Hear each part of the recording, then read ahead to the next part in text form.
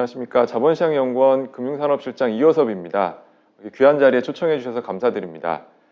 오늘은 이제 코리아 디스카운트 해소를 위한 기업 밸류업 프로그램 도입 현황 그리고 추후 정책 방향에 대해 말씀드리겠습니다. 목차는 밸류업 프로그램 추진 배경 그리고 주요 내용, 향후 정책 방향 순서로 말씀드리겠습니다. 먼저 코리아 디스카운트가 이제 오랫동안 지속돼 왔습니다. 아래 그래프에서 보시는 것처럼 10년 동안 주요국 증시 수익률을 비교해 보면 한국 코스피가 주요국 중에서 제일 낮은 것을 확인할 수 있습니다. 반면에 제일 위쪽 상단은 붉은색으로 일본 주가지수의 경우에는 10년 동안 약 300% 초과 상승을 했습니다. 그 이유를 보면 아베노믹스 당시의 개혁, 그리고 지속적인 거버넌스 개혁, 그리고 최근 거래소 중심으로 한 PBR 개혁 등에 따라 일본 주가지수가 지속적으로 상승한 것으로 판단이 됩니다. 그러면 이 코리아 디스카운트의 원인이 무엇이고 어떤 방향으로 개선해야 되느냐, 큰 그림을 보고 말씀드리면 왼쪽 그림처럼 한국 상장 기업의 본질 가치는 현재 100인데 이것들이 이제 시장에서 평가하고 있는 가치가 90, 그러니까 약 한 10% 정도 할인받고 있다. 이 문제를 해소하는 게 첫 번째 과제이고, 두 번째로는 항상 기업의 본질 가치 자체를 높일 필요가 있다. 두 가지 목표를 가지고 저희 밸류업 프로그램을 추진하게 된 것입니다. 통상 기업 가치를 PBR로 많이 측정하는데요. 시가총액이 얼마나 이제 되느냐, 본질 가치 대비 그 부분은 자본 수익성, ROE라고 하는 부분, 그리고 이익 배수로 불리우는 PER, 기타 배당 성장률, 조달 비용 등으로 분해해서 표현할 수가 있습니다.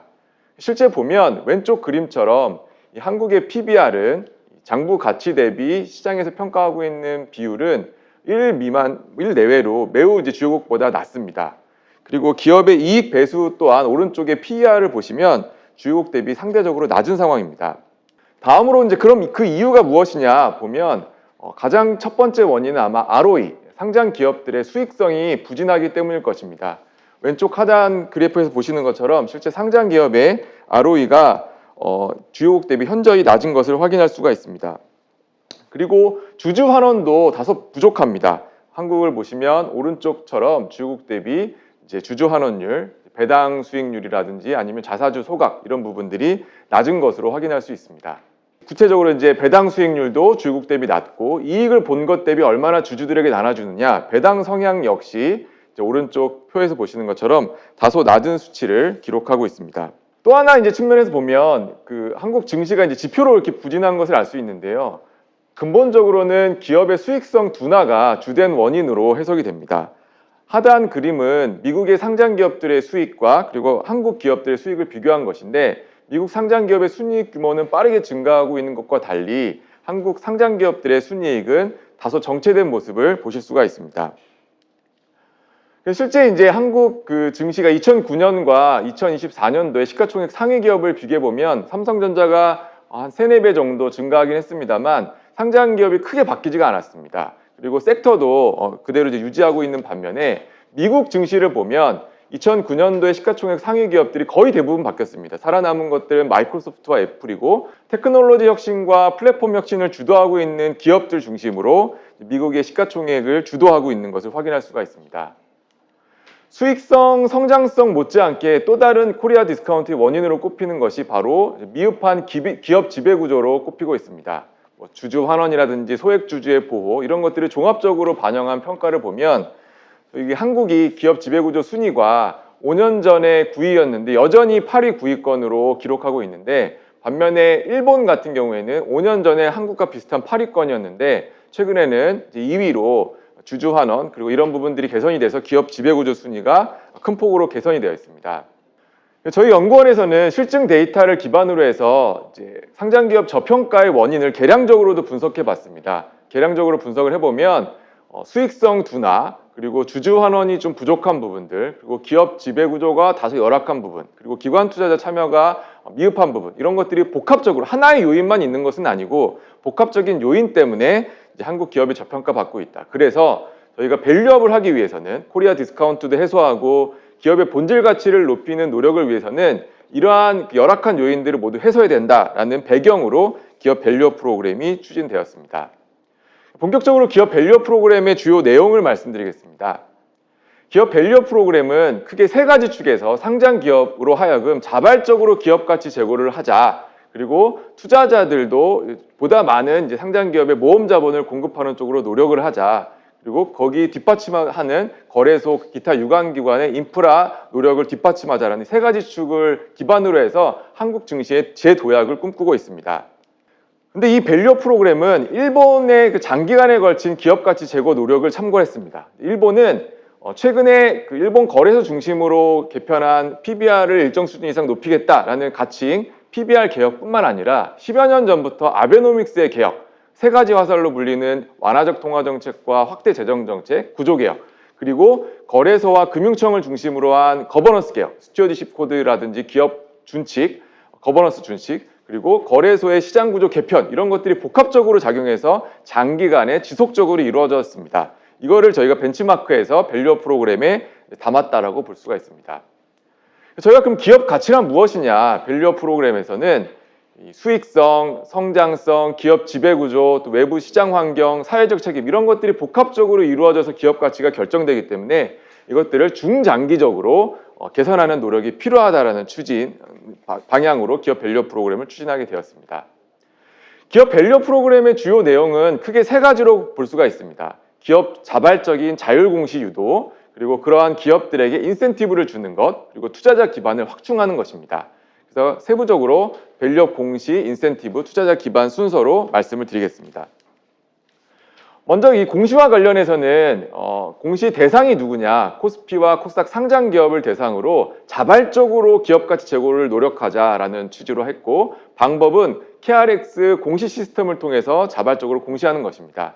주기는 연 1회 정도를 공시하는 것을 권고했고, 이를 통해서 기업들도 주가가 올라가고 투자자들이 모이면서 자금 조달을 보다 쉽게 할 수가 있고, 투자자들은 투자한 종목들의 주가 상승을 통해서 투자자 효용이 증가할 수 있겠습니다.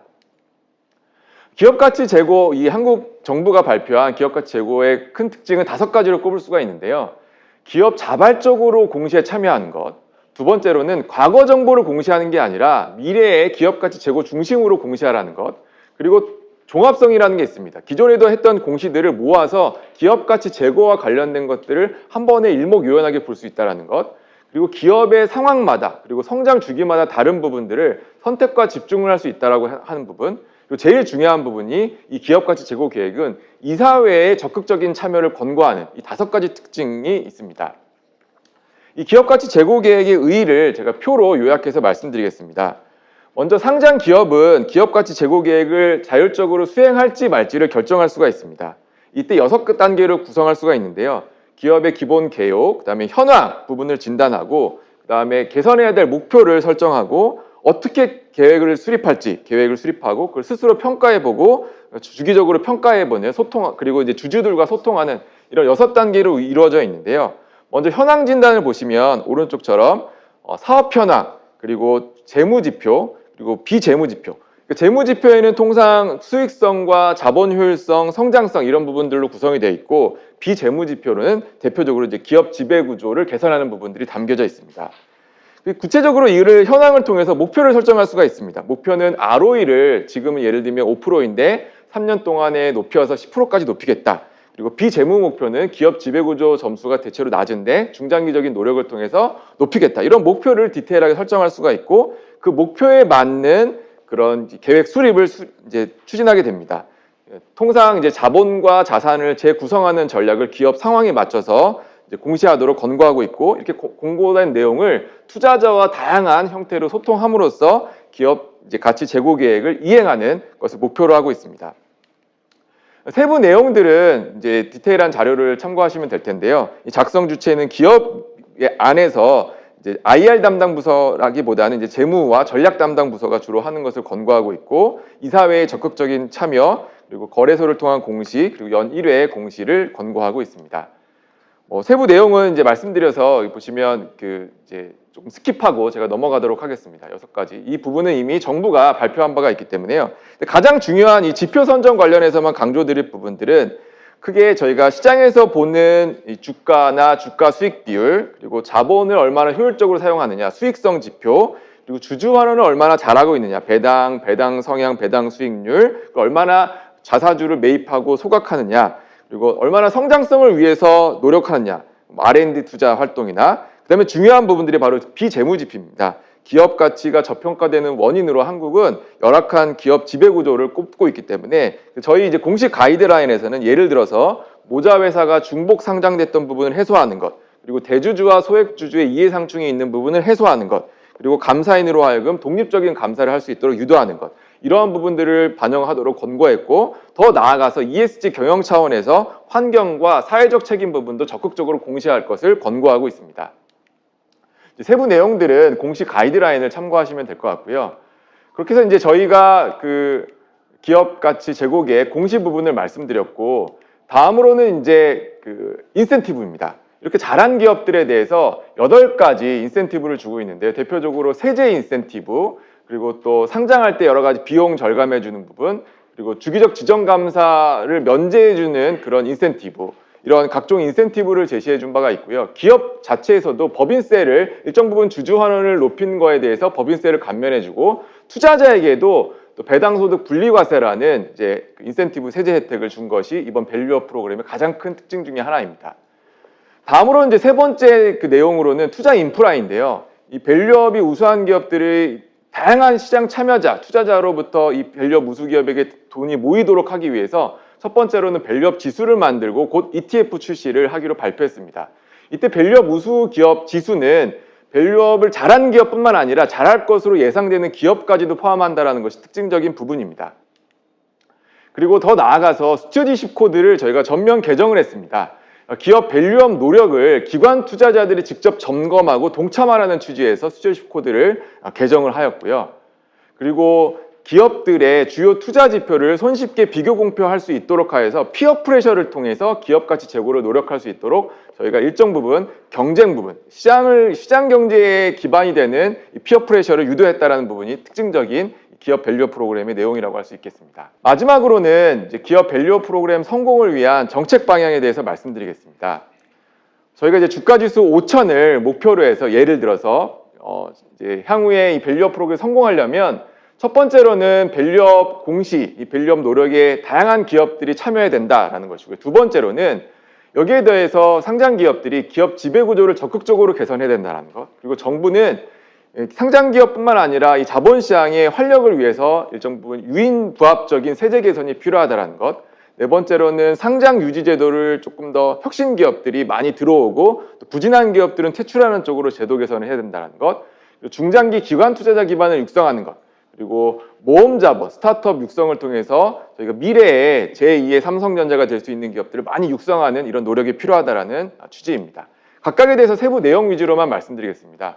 첫 번째는 밸류업 우수 기업 인센티브 정착을 통해서 밸류업 참여 기업을 보다 많이 유인해야 할 것입니다.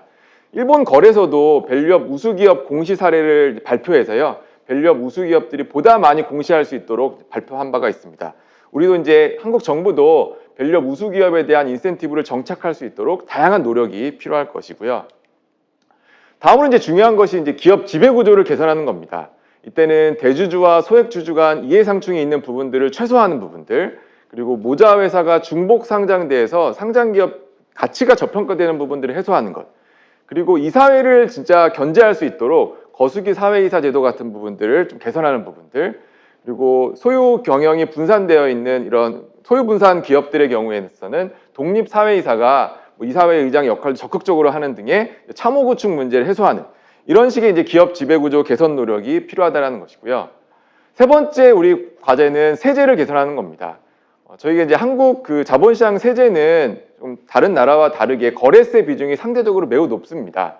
중장기적으로는 소득이 있는 곳에 과세한다라는 이 금투세의 원칙이 긍정적인 부분도 있지만 단기적으로는 금투세가 도입됐었을 때는 이중과세 이슈가 있기 때문에 이런 부분들을 고려해서 선진 국가의 사례를 참조하여 중장기적으로 저희가 세제를 개선할 필요가 있다는 것이고요. 그리고 이제 그 양도소득 부분에 있어서도 저희가 뒤에 보면 배당 분리과세는 반드시 실현이 돼야지만 투자자들이 장기 투자를 자본시장에 할 유인이 있겠습니다. 그리고 기관 투자자 역시 그리고 일반 투자자 역시 장기 투자할 때보다 이제 세제의 혜택을 많이 받을 수 있는 인센티브가 필요하다는 것입니다. 다음으로는 실제 그 코리아 디스카운트 해소를 위해서는 너무나 많은 기업들이 상장이 되는 것보다는 상장이 유망한 기업들, 성장성이나 수익성이 유망한 기업들이 보다 많이 상장될 필요가 있다고 생각이 듭니다. 그래서 이제 상장할 때 그런 기업들을 잘 선별하는 것이 중요하고, 상장한 이후에 기업 가치가 많이 하락하거나 이제 좀비 기업으로 전락한 기업들은 지금보다는 조금 더 빠르게 퇴출할 수 있는 제도 개선이 필요할 것입니다. 다음으로 이제 중요한 것이 기관 투자자의 적극적인 참여입니다. 한국은 특히 개인 투자자의 단타 비중이 높은데요.